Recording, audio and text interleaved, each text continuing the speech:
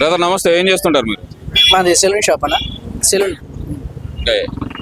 ఆంధ్రప్రదేశ్లో కూటమి ప్రభుత్వం అధికారంలోకి వచ్చి 6 నెలలు అవుతుంది. గడిచిన 5 సంవత్సరాల పరిపాలనకి 6 నెలల పరిపాలనకి మీరు గమనించిన తేడాలు ఏంటి ప్రధానంగా? గడిచిన 5 సంవత్సరాల్లో స్టార్టింగ్ 2 సంవత్సరాలు కరోనా వచ్చింది. మన మాజీ సీఎం జగన్మోహన్ రెడ్డి గారు ముఖ్యమంత్రిగా ఉన్నారు. కరోనా వచ్చిన రాష్ట్రం అప్పుల్లో ఉన్న మన జగన్మోహన్ రెడ్డి గారు ఒక సంక్షేమ క్యాలెండర్ తీసుకొచ్చి ఒక పద్ధతి ప్రకారంగా స్కీమ్స్ అన్నీ జూన్లో ఈ స్కీమ్ పెడతాము, ఆగస్టులో ఈ స్కీమ్ ఉంటుంది, సెప్టెంబర్లో ఈ స్కీమ్ ఉంటుందని ఒక పద్ధతి ప్రకారంగా మేనిఫెస్టో తీసుకొచ్చి ఒక సచివాలయ వ్యవస్థ తీసుకొచ్చి కుల మతాలకు పార్టీలకు అతీతంగా ప్రతి ఒక్కరికి సంక్షేమ పథకాలు గడప వద్దకు అందాయన్నమాట. ఈ 6 నెలల పరిపాలన అయితే సీఎంగా చంద్రబాబు నాయుడు గారు ఎక్కారనమాట. ఎక్కిన తర్వాత నుంచి ప్రతి ఒక్క నిత్యావసరాలు ప్రతి పేదవాడికి దూరంగా అందరి రేట్లు అనేవి విపరీతంగా పెరిగాయి అనమాట. ఎలా అంటే ఎన్నడూ పెరగలేదంటారా? అసలుకి నిత్యావసర సరుకుల ధరలు గడిచిన 5 సంవత్సరాలు ఏ రోజు పెరగలేదంటారా? లేదు, ఈ గడిచిన 6 నెలలు అయితే భయంకరంగా విపరీతంగా పెరిగిపోయాయన్నమాట. గతంలో పామాయిల్ ఎంత ఉండేది? లేదు, గతంలో పామాయిల్ అనేది 80-90 రూపాయల మటుకే ఉండేది. ఇప్పుడు 150 రూపాయలు అయింది పామాయిల్ పరిస్థితి. ప్రజెంట్ ఈ రోజు ఎంత ఉందండి? ప్రజెంట్ 150 రూపాయలు అయింది పరిస్థితి. 80 రూపాయలు ఉంది గతంలో పామాయిల్, ఇప్పుడు 150 రూపాయలు అయింది పామాయిల్. సరే, అయితే ఇక్కడ ప్రధానంగా చూసుకుంటే గనక ప్రభుత్వం వచ్చి 6 నెలలు అవుతుంది, సంక్షేమ కార్యక్రమాలు ఏం చేయటం లేదు అంటున్నారు, నిజమేనా? అది ఏమంటున్నాయండి? సంక్షేమ కార్యక్రమం ఉండి ఏమి ఇవ్వట్లేదు. వాలంటీర్ వ్యవస్థ తీసేశారు, సచివాలయ వ్యవస్థ తీసేశారు. వాలంటీర్ వ్యవస్థను ఎవరు తీసేశారు? వాలంటీర్ వ్యవస్థ వచ్చిన తర్వాత మన సీఎం చంద్రబాబు నాయుడు తీసేశారు కదా. ఇప్పుడు 2023 ఆగస్టులో అధికారంలో ఉంది ఎవరన్నా? జగన్మోహన్ రెడ్డి గారు. మరి రెన్యువల్ చేయాల్సిన టైం అదే కదా, ఆ టైంలో రెన్యువల్ ఎందుకు చేయలేదంటారు? రెన్యువల్ చేశారన్న. రెన్యువల్ చేయలేదంటే రెన్యువల్ చేయలేకుండా మీకు 200 రూపాయలు అలవెన్స్ ఎట్లా ఇస్తారు?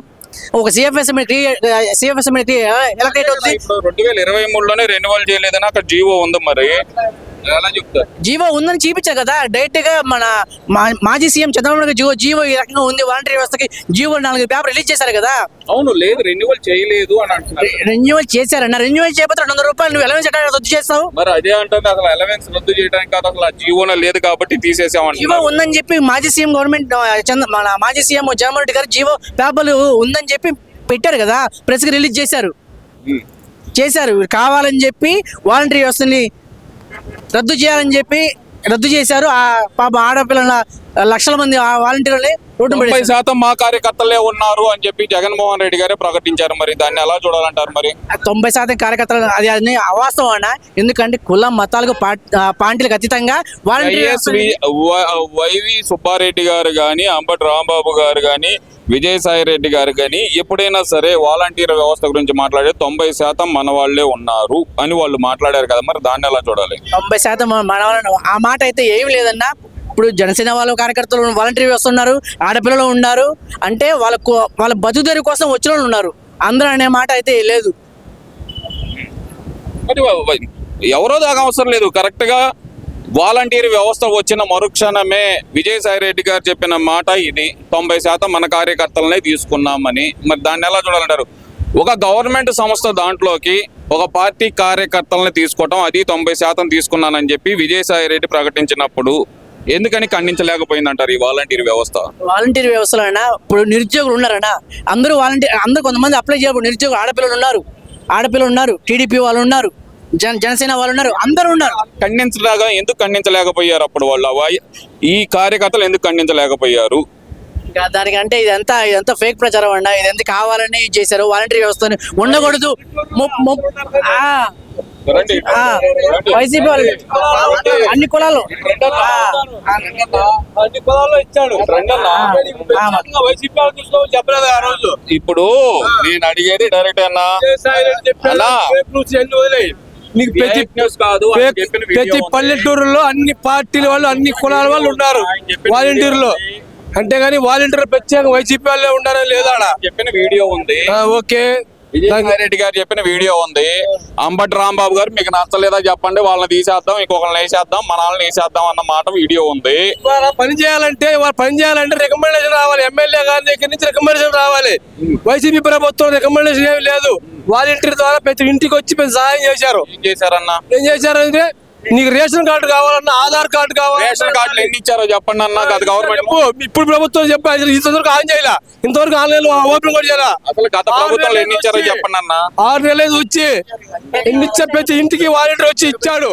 రేషన్ కార్డు కానీ, ఆధార్ కార్డు కానీ ప్రతి ఊళ్ళో అందరు ఎన్ని రేషన్ కార్డులు ఇచ్చారన్న అని అడుగుతున్నా. దేశం మొత్తం ఎవరు తెలుసు, ఎన్ని ఇచ్చాడు, ఆంధ్ర మొత్తం ఎవరు తెలుసు. సరే, మీ మా ఊర్లో ఊళ్ళో ఎన్ని ఇచ్చారు? మా ఊళ్ళో 1500 కార్డులు ఇచ్చాడు. రేషన్ కొత్తయే.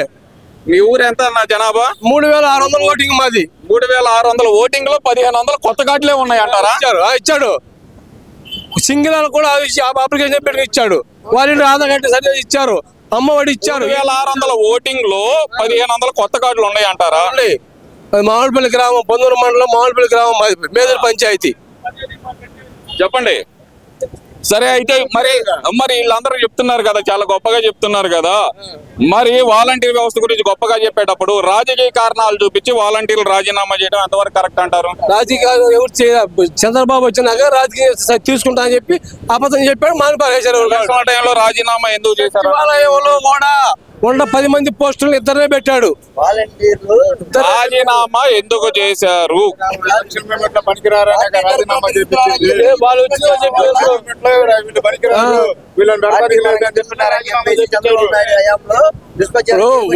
వైసీపీ వాళ్ళందరూ వాళ్ళే కాబట్టి వాళ్ళందరూ ఓట్లు ఏమని చెబుతారని అప్పుడే ఆపించాడు. ఆపించింది ఎవరు? చంద్రబాబు నాయుడు గారు ముందే చేసింది. ఎవరు వాళ్ళు చేయమంటే చేశారు. తీసుకో అన్నాడుగా, తీసుకోని చెప్పాడుగా. వాలంటీర్ తీసుకుంటా అని చెప్పి మనం చేశాడు.